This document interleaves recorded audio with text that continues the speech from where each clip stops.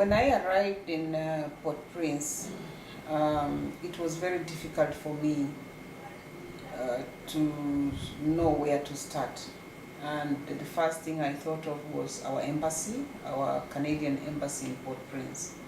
So I took my guide and went to IOM. That was the first step I did. At IOM, I met this young man, Gideon, who told me there is an African woman working in Port-Prince. Just see how people can recognize one. Like the whole of Port-Prince, there is one African woman from Somali. I was so impressed, and I said, yeah, give me the number, give me her contact, I would like to meet and talk to her. So he gave me the contact, and he assured me that with that lady, you are going to get her. And honestly, I called this lady, and she called me back. She asked me why I'm in Haiti, why I came, and then I spoke to her. She said, now it's election and the city is not safe, and she wondered why I would have come this time when the city was not safe. For me, I just told her, everything has always been in God's hands, because you looking at safety and people are suffering, you can die anywhere. So then she said, okay, come on, let's work. So she told me the first thing to do, go to the embassy tomorrow morning, ask the embassy that they help you get out of Port-Prince quickly because of the situation. It's better that you are out in that small village where these people live, the ones that were affected, than be in Port-Prince with the security. So then I rushed to the embassy. I got this beautiful lady here at the embassy who really supported me. She's Haitian, Canadian, and she called immediately. She called the orphanage in Ukai, and told the pastor that I was on my way going, and the pastor arranged for me everything, my group, my team. And when we arrived, everything was set for us. The only scenario was, pourquoi je ris, pourquoi je pleure. Voici le SOS de terrier en détresse. J'ai jamais eu les pieds sur terre. J'aimerais être comme un oiseau. J'ai mal dans ma peau. Je voudrais voir le monde à l'envers. Si jamais c'était plus beau vu d'en haut.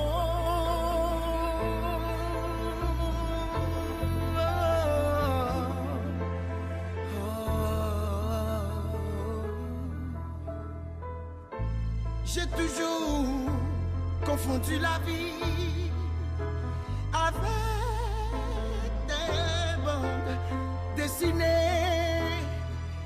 J'ai comme des envies de métamorphose, et je sens quelque chose. We were to get the food, and the food is so far. They use the generators, and there is the time that you will need to warm your food. There is no generator, so we tried. Like, I have learned to live with one meal a day, which is not easy, and I also felt like now with one meal a day, I thought I would be comfortable, but I felt more hungry than when I had food back in Canada. Yeah, to put that aside, I had to visit. I started when I arrived in Ukai. The pastor had arranged everything for us, and the first thing he did was to introduce us to the orphanage. This orphanage has a school. This orphanage is, during the disaster, it housed 3,000 children from different orphanages. And the orphanage right now is gone down a little bit to around 500 kids. The kids who live in this orphanage are about 300, but they have 200 who are still there waiting to go back to where they came from.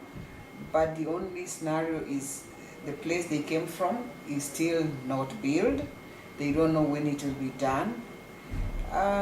Also, when you look at the lives in this orphanage, it is beautiful, but there is also lack because there are so many, and the food that is meant for 200 kids is now being distributed to 500 kids. I know you can understand what I mean. And when I went visiting, all the places I passed, you will see the trees are uprooted, the houses are gone, the rivers, the bridges are wiped, are swept away, and anybody looking at you, it was fortunate that I am black and not so many people paid attention on me because I was one of them. And tomorrow outside, these people are waiting and they will never see it. So there is very little trust. And when you, for example, when I went in one family and they spoke to me, they didn't have something to eat. They had put out some rice so the rice could try, and they would make, I don't know how they would make it rice to be cooked. They are waiting for this small rice to be ready. I just thought, wow, so when will this one be ready for the kids to eat? So I went back to the store and I bought some rice for these families. And you would see in the eyes like really that bold language that speaks, like they're telling you maybe it's God who sent you here this day. But then that was just one family. That was just 2 families. What about these other families that I did not reach? What happens to these families? My name is Kombii. I'm from Canada. Altido Marie Saint-Elia. Okay. Tell me, what is the problem? Problem mwen ka yo kraze ti moun yo pa ka l'école aske mbayen an moyen pou mvoye yo. So what do you need? Ki sa nou vle? Men sa nou vle. Et nou bezwen. So she need help. Ti moun yo pa ka l'école. Nou pa gen moyen pou mvoye yo. For her or for everyone? Tan kaze tout pied bois, nous kaze tout jardin, nous kaze kay, nous va gagner, nous la 2 bois balancer. Nous demander si américain ka voye aide pour nous voyer pour de bois nous parce que kay nous kaze, nous ta besoin de tôle, nous besoin de ciment pour nous monter kay, nous besoin manger. Nous pas faire nous 3 ans ou 4 ans ou 5 ans là, pied bois nous pas donner, pas rien. Kaze tout coco et tout véritable, tout banane, c'est eux même qui te qu'on récupérer nous. Nous yo tout crasé qu'on y a pas comme ça nous va le faire, nous laguer des bois balancés. On va comme ça nous va le faire. Si moun yo te qu'on a dans l'école l'état crasé va fonctionner du tout. Ça ne réussit voyer dans collège même peine pas capable voyer retourner. Et à la fin pas comme ça nous va le faire. Si on répond pour bon nous aide, c'est bon ba qui pour pas taper un temps parce que son passé temps passé, nous tout nous dans grand goût, nous dans misère.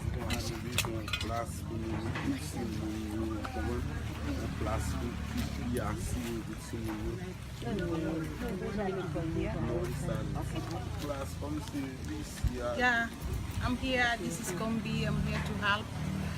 So many people didn't believe that I was coming. I'm here today. And this is one of the families. This is one of the families that is affected. I know out there you have hearts. If you can look at this and help, they are our people. They are our people. We are human. We are one in the eyes of God.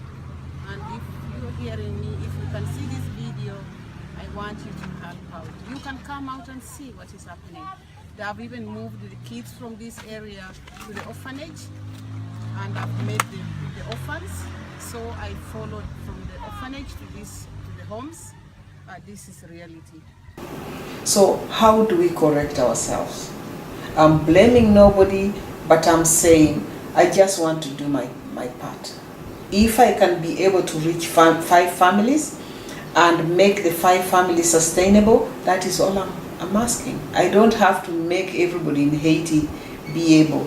I just want to maybe work with the few families, and after that we may be able to now learn from what is it that you did to make you stand as you are now. So sustainability will be very important. Education is going to be very important. Right to play for these kids is going to be very important. I was able to share with them when in a small field they played soccer, and I brought some soccer balls too. I brought them some drawing books. I want us to tap the talent from these kids. I want us to give them what they know best. If we have the dancers, let's help them dance.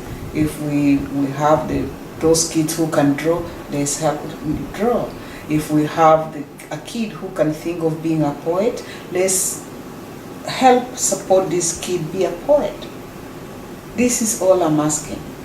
We cannot give them what we know. We want to give them what they ask us to give them.